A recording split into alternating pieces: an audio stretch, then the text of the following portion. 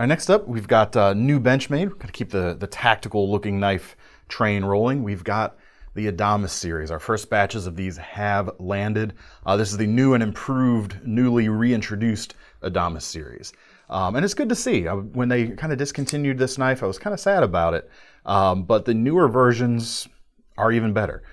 This large standard version comes in about $238.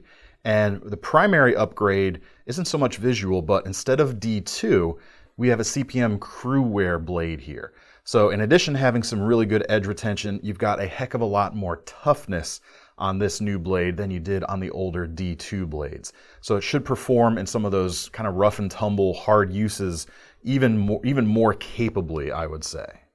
As far as the rest of the tweaks, they've done a few things to kind of slim it down a little bit, but they still make sure that this is a solid, beefy folder. It's just not going to weigh you down quite as much or be quite as brick-like as the old one had a reputation for being. The handles there are a little bit slimmer, a little bit more of a contoured-like shape to it. Feels even better in the hand than the old ones. And it still has the full steel liners on both sides, but they've skeletonized them out a little bit more strategically than the previous versions so that it's not going to weigh you down while still not giving up enough strength to make a real difference in actual applications. The pocket clip is a folded over design. You don't quite get deep carry because you have extra handles sticking out there at the back.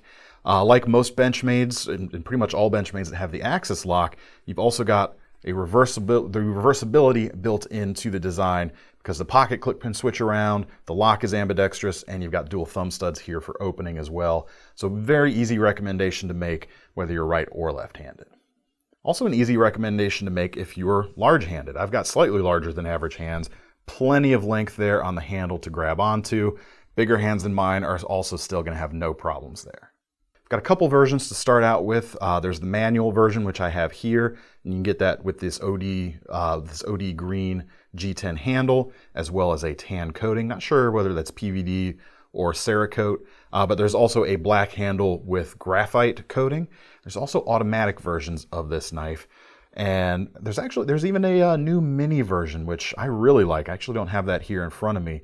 Slims it down a little bit to about a 3¼ inch blade, whereas this guy is about 3.8, so approaching 4 inches.